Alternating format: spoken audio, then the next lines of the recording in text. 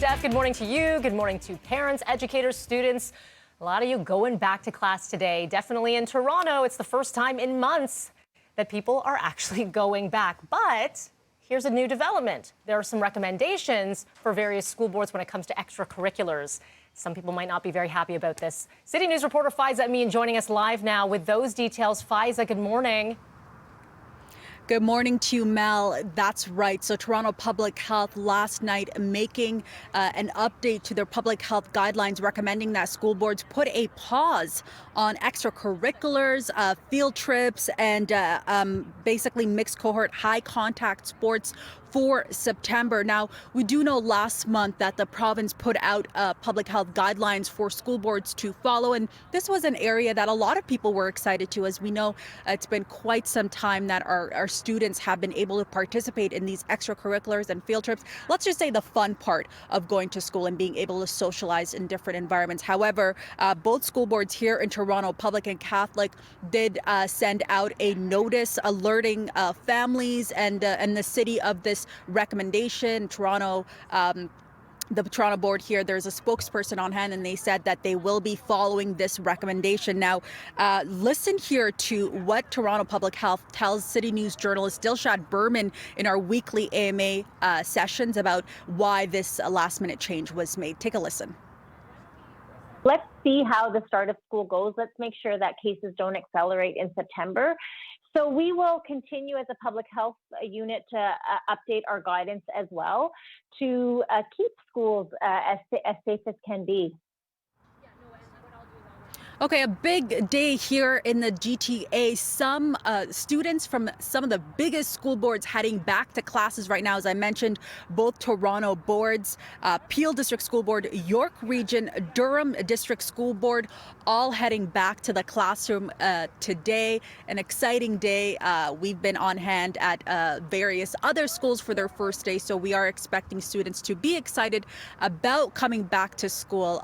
And as well, we don't know how they feel about this update coming from Toronto Public Health. But, you know, as I said, it is the fun part of coming to school, Mel, the extracurriculars, the field trips, the socializing in different environments. So we'll be able to speak with them. And we continue to stay here on hand in North York because we're going to bring you more details about vaccine rates amongst teachers with the TDSP, as well as enrollment rates. I know that's a big question that a lot of people have. How many students will be heading back to school and how many students will be learning at home?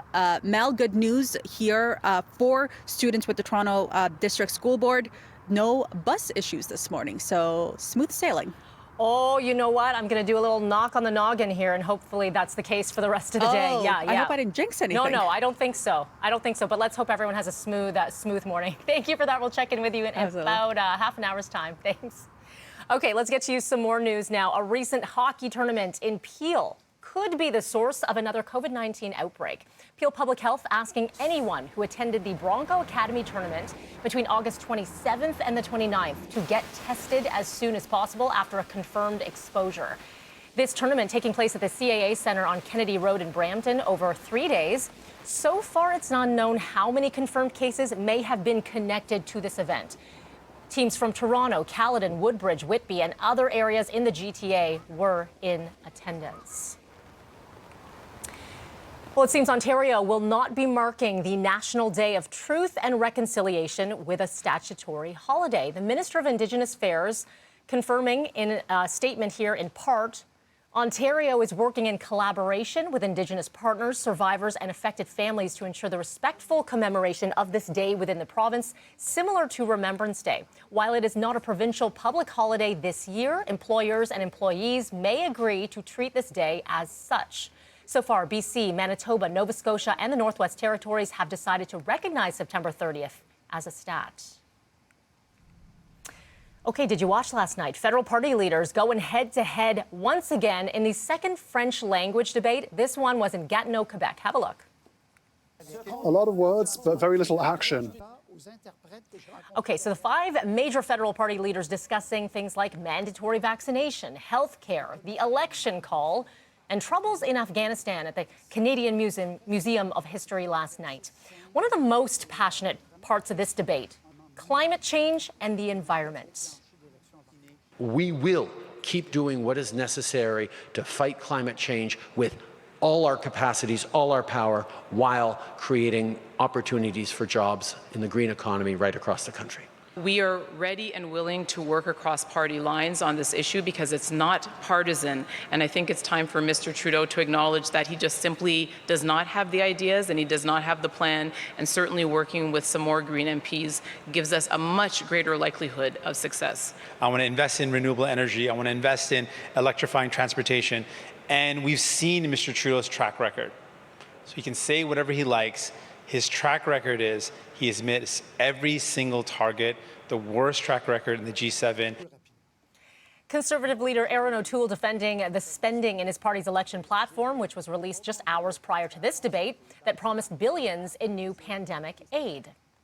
We want to help the businesses in crisis. So for the next couple of years, we are spending in two key areas to get businesses back on track, particularly highly affected sectors, and to focus on the health and well-being of Canadians. We're prioritizing spending, and we have a plan to balance the budget over the course of the decade.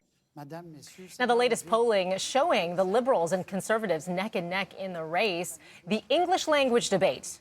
This is happening tonight at 9 p.m., and you can stream this on CityNews 680 and in 6 languages on Omni as well. Oh, it's going to be a big one. All right, 6:11 is your time right now. Have you spent most of the pandemic lounging in yoga pants? I wish. I'm wearing Spanx.